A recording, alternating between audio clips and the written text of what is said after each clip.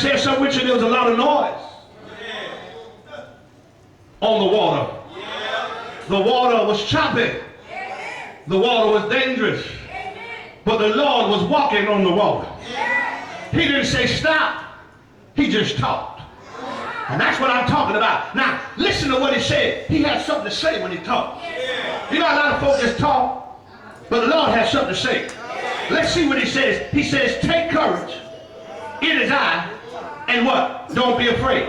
Now, these words, they might be simple, but they're powerful words that brought assurance. Take courage. It is I. Don't be afraid. Some of y'all still didn't get that. Somebody might be on their way to the emergency room or to the doctor's office to read an x-ray.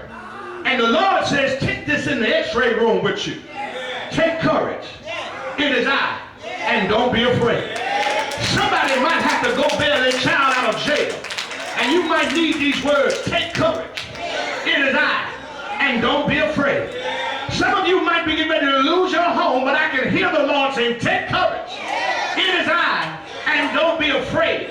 Who am I? I am the resurrection. Who am I? I am the light. Who am I? I am the light of the world. Who am I? I am the door of the sheep. I'm the way, the truth, and the life. I am the vine. That's who I am. But now when you listen for his voice, when you don't know what to do, is listen for the voice. But listen to what the next thing he says to us. But he says, and Peter said unto him, Lord, if it be that, bid me to come to you on the wall. I like that about Peter. He's a student, if you will. And some of you are educators here. You can appreciate this student who does not have it all. His subject and verb agreements are not complete, but he has a willingness to learn. Lord, if it's you, tell me to come to you on the water. I can't see you. I'm catching hell, but I hear your voice. And if it's you, tell me to come to you on the water. So the second thing that you got to do is obey his command. And listen to what his command is. And he said, come.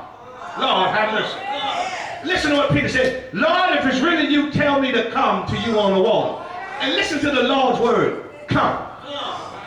Now, when the Lord speaks in your red Bible, you see wherever it says red, that's where Jesus is speaking. Listen to what he says in the storm. Be of good cheer, that's one. It is I, two. Don't be afraid, three. Come, four. Lord, have mercy. Some of y'all got to write a whole litany before you have something to say. But the Lord has powerful words. Come. That's all I need to do is just come on. Some of you stay home from church, but you need to hear the voice that says, come. Some of you don't want to get involved, but you need to hear the voice that says, come. Why do I need to come? Because he can change my life. Why do I need to come? Because he can lift my burden. Why do I need to come? Because he can heal my body. Why do I need to come? Because he can stir my emotions. Why do I need to come? Because he can destroy my doubts.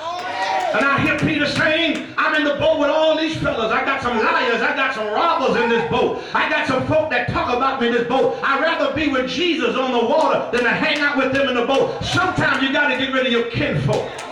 Sometimes you got to get rid of your other folk.